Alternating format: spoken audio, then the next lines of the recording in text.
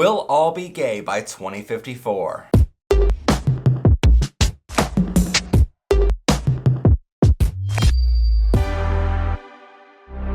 Recently, you may have seen a clip going viral from HBO's hit show Real Time with Bill Maher. Which means if we follow this trajectory, we will all be gay in 2054. In his piece, Bill Maher says wildly offensive things about our community, including the fact that he seems to believe trans people are just identifying that way because it's trendy. Yes, part of the rise in LGBT numbers is from people feeling free enough to tell it to a pollster, and that's all to the good. But some of it is, it's trendy. Penis equals man? Okay, boomer. If this spike in trans children is all natural, why is it regional? Either Ohio is shaming them or California is creating them. And even reinforces the wildly inaccurate notion that kids can get surgery to change their gender expression, which they clearly cannot. So while the Bill Mahers of the world want to talk about these studies, let's talk about them. But let's do so with some facts and evidence behind the discussion. Because in his clip, he references a Gallup poll conducted in 2021 that studied how many people of each generation identify as LGBTQIA. According to the study, each generation that is born results in higher numbers of their generation identifying as LGBTQ. For example, out of the traditionalist generation, born before 1946, only 0.8% of their generation identified as a member of our community, openly to the press. Why is this? Well, it's important to note that this study was only conducted in America, and in America before 1946, it was still illegal to be LGBTQ.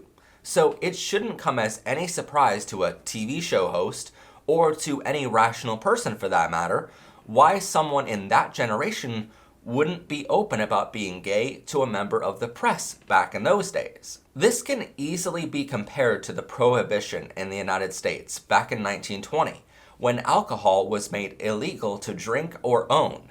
Now, the Prohibition eventually led to the popular sport of NASCAR, but I bet you any money that those who transported or consumed alcohol back in 1920 under Prohibition would never tell a member of the media or the press that they drank alcohol anyway. Otherwise, it would put a target on their back for the police. In fact, being gay in the United States was not made legal until 2003 in a landmark case between Lawrence v. Texas. And yeah, of course it's Texas being homophobic again. Did that really surprise anyone? But moving forward to the baby boomers born between 1946 and 1964, the number of their generation who identify as LGBTQ more than doubled to 2.6%. Why is this? Well, the baby boomer generation was a direct result of World War II ending. Soldiers coming home from the war found a girl and had lots of kids all at once, hence the boom in babies 1 year after the war was ended. But keep in mind that during World War II, LGBTQ people were the most discriminated group of individuals on either side of the war. And we've explained before on this show, while yes, Jews were killed in extremely high numbers, even Jews in death camps were discriminating against gay people at the same time. And on the Allies' side of the war, including America, our country hated gay people too for some reason. That's what led to gay people coming back home from the war and being unwanted in their old hometowns. So they created gayborhoods of their own, so they can live more freely in their own communities. Now, going back to our data here, the number of people in the baby boomer generation who identify as LGBTQ doubled thanks to this greater acceptance. Society still didn't want gay or trans people to exist, and it was still illegal in America, but gay people had their own neighborhoods now that they lived in, so they could feel more open about their sexual orientation or gender identity in these neighborhoods. So sure, the number in this generation rose, but it's only because we had to live in our own societies that we created. Societies that the police regularly raided and arrested us in. So the number rose, but there are still loads of people too afraid to tell the reporters who they loved or what gender they are. Moving on to the Gen X generation, born between 1965 and 1980, the numbers about double again to 4.2% identifying as LGBTQ. So why did the numbers double again? Well, that's partly because this is the generation that grew up after the Stonewall riots, Compton cafeteria riots, and plenty of protest by LGBTQ people standing up for our rights and freedoms. Remember, as we've covered before on this show, Stonewall was the turning point in recent history for our community. So this is when even straight people started to hear our perspective and started to realize that we were just trying to love one another and be our authentic selves. This was the generation who grew up reading the newspaper, filled with stories about LGBTQ people fighting for life, liberty, and the pursuit of happiness. And hold up, I just realized you might be an iGen and not know what a newspaper is. So a newspaper is basically like an article that you read on Facebook, but only a lot of them all together, printed on paper and delivered to your home every day, sort of like DoorDash, but for 5 a.m. some reason. The only real difference between a newspaper and an article you read on Facebook is that newspapers tended to be accurate, but that's besides the point. Anyway, Gen X's grew up with this on their news feed, and they started to realize that the government was wrong about gay and trans people. So society grew more accepting, and more LGBTQ people were open about their sexual orientation or gender identity as a result. But yet again, those numbers only rose because we fought, bled, and LGBTQ people died for that rise in acceptance. If we move on to millennials, born between 1981 and 1996, the percentage who identify as LGBTQ more than doubles again to 10.5%. But it's not like more gay people were born suddenly, and it's not like more trans people just appeared out of nowhere. The older generations, as they grew up, fought, bled, and some died for LGBTQ acceptance to rise in society. They did this not just for their own freedoms to be granted in a country that promised everyone freedom, but they did this for future generations to have it easier than they had it. And it worked. If you look at Generation Z, born in 1997 to 2003, this is the first generation in recent history that grew up in a time when it was legal to be your authentic gender, and legal under the law to love who you were always meant to love. In fact, many in Gen Z generation don't even remember a time when it was illegal to be gay, because they were too young when Lawrence v. Texas happened in 2003. So as their generation grew up, they were much more open about their sexual orientation or gender identity, because they didn't have to fear getting arrested anymore. They only had homophobic and transphobic people who wanted to harm them. But at least the law was more fair than it used to be, so that's a good thing, right? That's why we see the number again double to 20.8% of Gen Z people identifying as LGBTQ, because they don't remember a time when they couldn't legally say you were gay or trans. So what can we learn from all of this history and these numbers? Well, first off, Bill Maher is probably correct about one thing. At a certain time in the future, we will likely hit a point where everyone realizes they are not perfectly straight as an arrow. No one is. Whether that point is in 2054 or whether everyone identifies as gay is unlikely because there's millions of sexual orientations out there. But as we said in our Finding Your Gender and Orientation piece a few weeks ago, there are 7 spectrums of orientation and 2 spectrums of gender. So if everyone on Earth was honest about this, no one is perfectly straight or cisgender. No one. Not even the leaders of these hate groups. The second thing we can learn from this data is that we're doing our jobs, and we're doing great as a society. We're becoming more accepting as time goes on, and we're heading towards a future that LGBTQ people can have the same basic freedoms that religious hate groups have right now. The only difference is that we actually pay our taxes and contribute to society. But the third thing that we can learn from this goes back to one of the most popular anti-LGBTQ sayings of our century.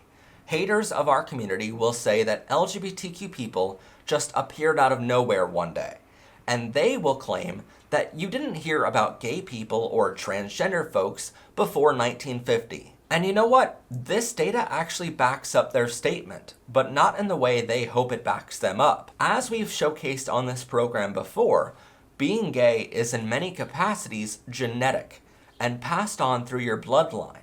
So we know from this that gay people have always existed in the same populations as we do now.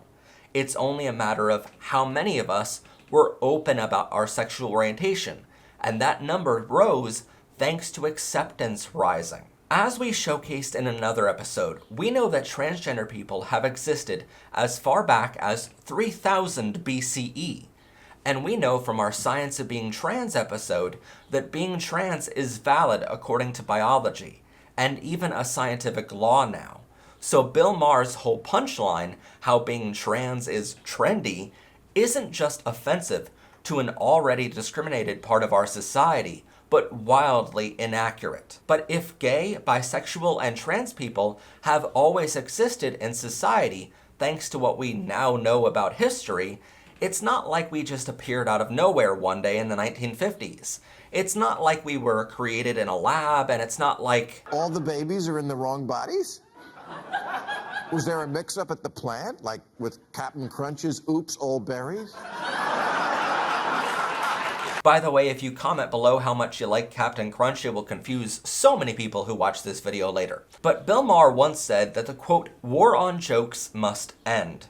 But it's not a war on jokes, Bill. You just said something highly inaccurate that perpetuates a discriminatory system which makes horrible people feel validated as they commit actual crimes against our community. And it validates their feelings as they attack and murder transgender people. So I'm glad you feel empowered telling jokes. But when you have a platform and a voice, you have real power.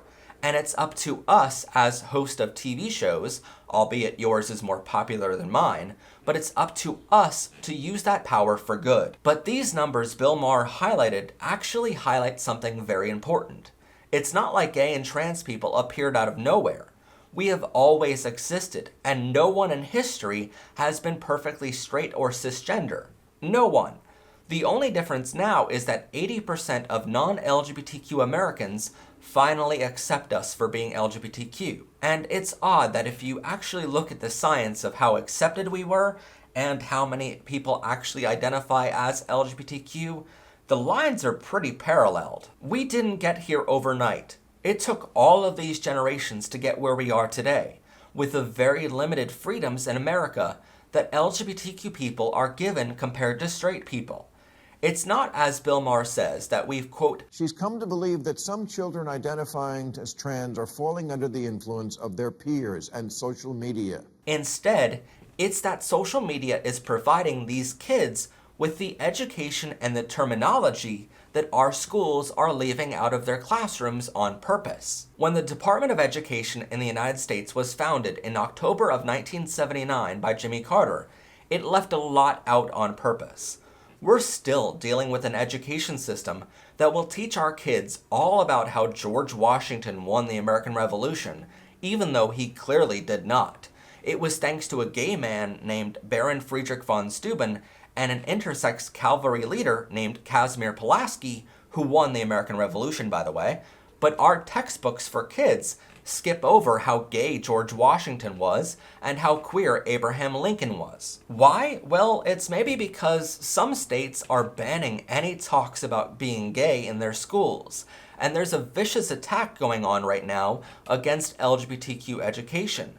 And gee, I wonder why the homophobes are upset right now.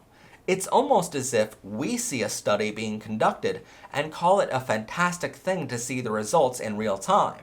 And it's almost like they have the same access to the same results and instead view this as a threat to their hateful ways, knowing how their grooming of young kids is not long for this world. Look, if we're going to talk about data, facts, and evidence, at the very least we have to stick to the facts.